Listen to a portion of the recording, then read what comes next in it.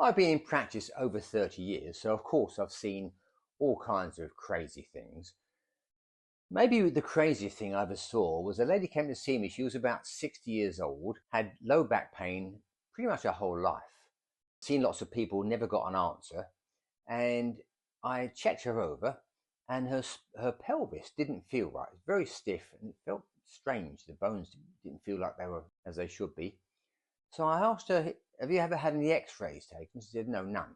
So let's do that, see what's going on. So I took the x-rays and said goodbye to her, and I'd see her the next day. So I put the x-rays through the processor.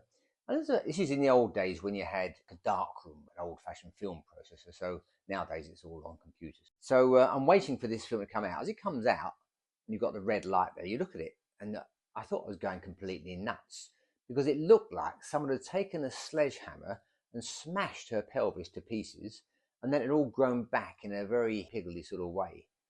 And I just couldn't imagine what's gone on here. Anyway, so she was coming in the next day, and I thought when she comes in, she's obviously forgotten about whatever caused this. People often do that, they forget about a major trauma. So when she came in, I said, "Now, there's a bit of trauma in the past there, so you obviously must have forgotten to tell me. Did you have a car crash? Or did the parachute not open or something?" Anyway, she said, "No, nothing." I thought, well, there must be something because you've had multiple fractures here which have healed up. And she was really puzzled and scratched her head. Then she said, "There is one thing."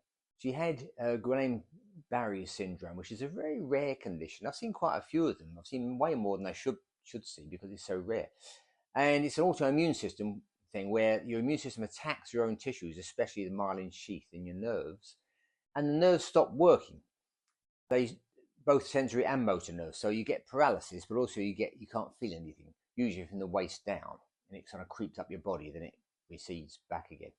Most people get over this, and she got over it, but she was in a hospital bed for about 6 weeks, and she told me that she'd fallen out of the bed many times, and the nurses came running over and said, "Are you okay?" And of course she said, "I'm fine," because she couldn't feel anything, so they put her back in the bed. So she had all those fractures one after another, and nobody did anything. Now, of course, it's too late to repair that. It's grown the way it's grown.